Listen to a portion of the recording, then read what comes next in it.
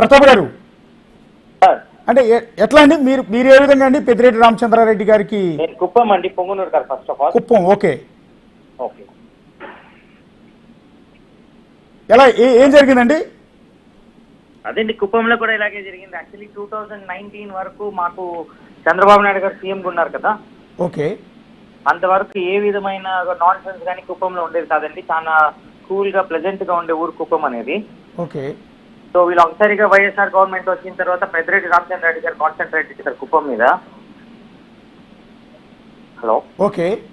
దాని మీద ఎక్కువ నాన్ సెన్స్ జరిగిందని మీరు ఇందాక చెప్పినట్లు భూ వివాదాలు అవి ఇవి తీసుకుంటే మున్సిపల్ ఎలక్షన్స్ కి ముందు, అంటే మేము ఎవరైనా కూడా ఫైనాన్షియల్ గా ఉంటే మున్సిపల్ ఎలక్షన్ లో డబ్బు ఖర్చు పెట్టి గెలుస్తామనే కాన్సెప్ట్ ఓకే. మున్సిపల్ ఎలక్షన్స్ కి ముందే రిజిస్ట్రేషన్స్ అంతా స్టాప్ చేశారండి. ఒక సంవత్సరం రోజులు కుప్పంలో రిజిస్ట్రేషన్ అనేది లేదండి. ఒక సైట్ అమ్ముకోవాలన్నా భూమి అమ్ముకోవాలన్నా మొత్తం రిజిస్ట్రేషన్స్ బ్లాక్ చేసి పెట్టారు.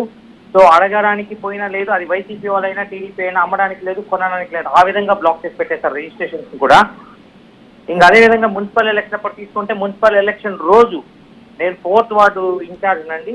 సో మా వదిలిని కంటెస్ట్ చేస్తుంటే 2 గంటలకి, అర్ధరాత్రి 2 గంటలకు వచ్చి ఒక డిఎస్పీ గారు, ఎస్ఐ గారు, 10 మంది కానిస్టేబుల్, నేను ఇంట్లో ఉండగా అది కూడా షార్ట్ లో పండుకో ఉంటే అట్లాగే తీసుకెళ్లిపోయారండి. నా మీద ఏ విధమైన కేసులు లేకపోయినా కూడా బలవంతంగా తీసుకెళ్లి ఒక స్టేషన్ లో నిర్బంధించి మళ్ళీ మన వాళ్ళందరూ తెలుసుకుంటే ఆ స్టేషన్కి వస్తున్నారని మరొక స్టేషన్ కి దాన్ని ట్రాన్స్ఫర్ చేయడానికి ప్రయత్నించి ఆలోక్ స్టార్ గారు అడిషనల్ జడ్జితో మాట్లాడి, అడిషనల్ కమిషనర్ గారితో మాట్లాడి, అందరితో మాట్లాడిన తర్వాత మమ్మల్ని ఆల్మోస్ట్ ఒక 10 o'clock రిలీజ్ చేశారండి. ఆలోపు ఒక 40% ఇది కూడా అయిపోయింది, పోలింగ్ కూడా.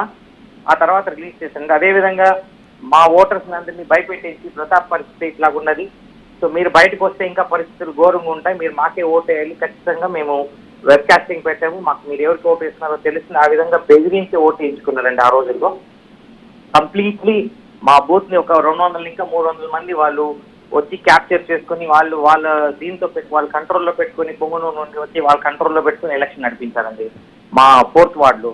ఇంకా భూ వివాదాలు అయితే అదే రిజిస్ట్రేషన్స్ బ్లాక్ చేసి రిజిస్ట్రేషన్ జరగకుండా చూసి, సో రకమైన కుప్పంలో బిజినెస్ అనేది పూర్తిగా నాశనం అయ్యేలాగా చేశారండి. అంటే అప్పటికి మరి ఎమ్మెల్యే చంద్రబాబు నాయుడు గారే కదండి? అవును మరి ఆయన కూడా పెద్దిరెడ్డిని కోచింగ్ చేయలేకపోయే పరిస్థితి ఉంటుంది. అంటే మీరు ఆటోమేటిక్ గా బాధితులంతా చంద్రబాబు గారికి చెప్పుకుని ఉంటారు కదా? ఖచ్చితంగా సార్. ఈ ఒక్క క్వశ్చన్ కి ఆన్సర్ మాత్రం, ఎందుకంటే దీన్ని చంద్రబాబు నాయుడు గారు కూడా కాన్సన్ట్రేట్ చేయాలని నేను అనుకుంటున్నాను. ఎందుకంటే సారు మెజారిటీ తక్కువ వస్తుందని బాధపడుతున్నారు, కానీ శాంతిపురంలో చంద్రబాబు నాయుడు గారు 40 ఏళ్లు ప్రాతినిధ్యం వహించిన కాన్స్టిట్యున్సీలో తను అడుగు పెట్టడానికి వస్తే పోలీసులను పెట్టుకుని అడ్డుకున్నారు వైసీపీ వాళ్ళు. ఇదే చంద్రబాబు నాయుడు గారు మాకు నడక నేర్పించారు, బతకడం నేర్పించారు, అన్నీ నేర్పిస్తే చంద్రబాబు నాయుడు గారు నడుచుకుంటూ ఆర్ఎన్బి గెస్ట్ హౌస్ దగ్గర నుండి బస్ స్టాండ్కి వస్తుంటే, ఎన్టీఆర్ క్యాంటీన్ దగ్గరికి వస్తుంటే, అన్నా క్యాంటీన్ దగ్గరికి సెంటర్ లో ఎంఆర్ రెడ్డి సర్కిల్లో 500 మంది వచ్చి ఆయన అడ్డుకోవడానికి ప్రయత్నించారు.